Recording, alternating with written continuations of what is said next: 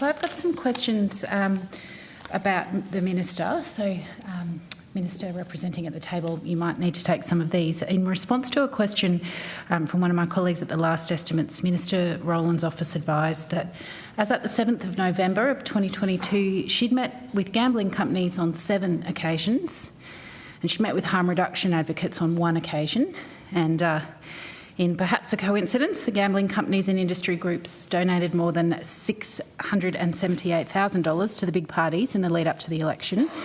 While it doesn't look like harm reduction advocates have made any donations. Now, I understand from the advocates that there haven't been any further meetings with the Minister since November of 2022. Can you confirm whether that's correct?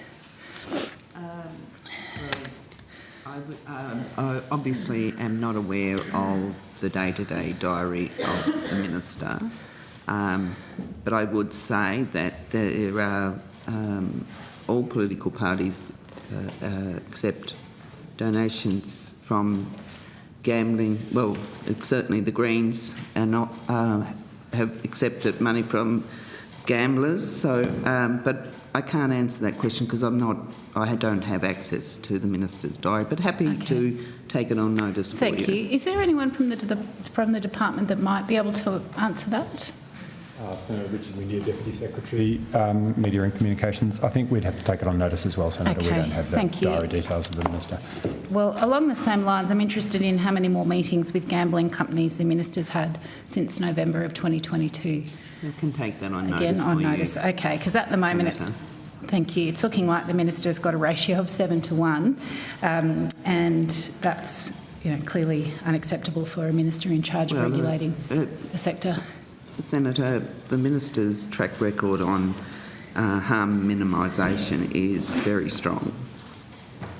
So if you're going to the intention as to the work that the Minister does on gambling policy reform and harm minimisation, her record and the Labor Party's record is very strong. Okay, I'm just going off what the harm reduction advocates have said, and clearly they'd like some more meetings with the Minister. Sure, I'll take that on under advisement. Notice. Thank you. Thank you. Now, it was revealed last week that Minister Rowland had received a $10,000 donation from Sportsbet during her election campaign, and that Sportsbet had also paid nearly $9,000 to attend a dinner with the now Minister. Can anyone tell me how many times Minister Rowland has met with representatives of Sportsbet since taking on the role of Communications Minister overseeing gambling policy? I'll take that question, Senator. My name's Pauline Sullivan. I'm First Assistant Secretary, Online Safety, Media and Platforms Division. We will take that on notice in terms of number of meetings that the Minister has taken with Sportsbet.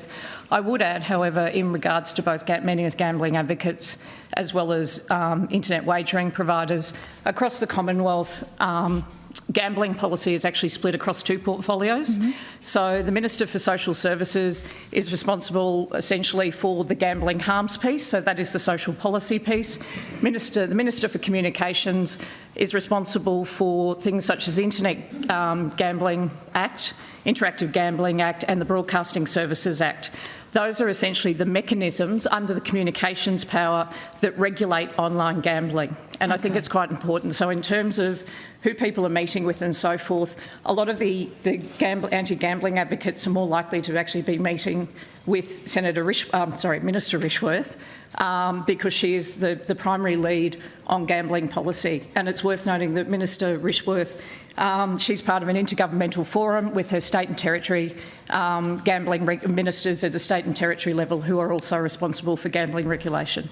Okay, thank you. Well, I'll look to see whether she went out for tea with the gambling companies either before or after the election.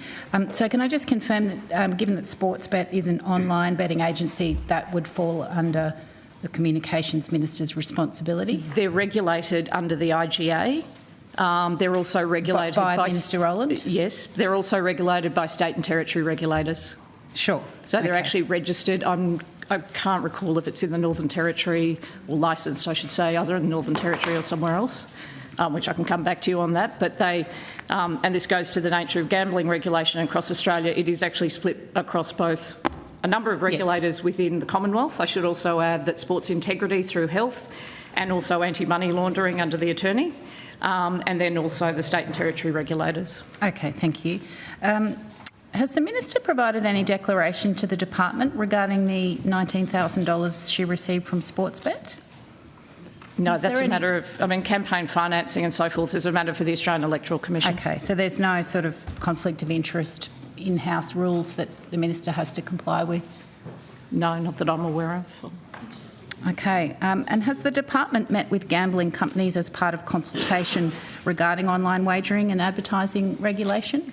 I have had one meeting since there's been change of government. I personally have had one meeting with Responsible Wagering Australia. There was a new CEO at the time, so that was a general, meet and greet is how I'd describe it, as well as going through a number of their issues. Through the course of the National Self-Exclusion Register, which the ACMA is currently overseeing the implementation of, there have been a number of discussions that my staff have had with gambling companies, but that has been very much focused on implementation issues. It's not the question of whether the NSER should happen or not, because that was a decision taken in 2017 and now we're in implementation phase. Okay. And ACMA, who is on later today, can certainly go through the detail of implementation. Thank you. Well, if you could take on notice for me to check whether any of your other senior folk in the department have met with gambling companies, not so much as part of the ACMA process that you just referenced, but as part of any other online wagering and advertising regulation policy development proposals. And lastly, does the department require any gambling companies that are consulted to declare whether they've made political donations? No. Not that I'm aware of, no. Is that something that you might consider doing? Senator, it's just not, the question of how corporates operate with respect to donations or other interact with political parties or politicians is not something that we ask of any stakeholder. Okay, in any why not? Industry sector.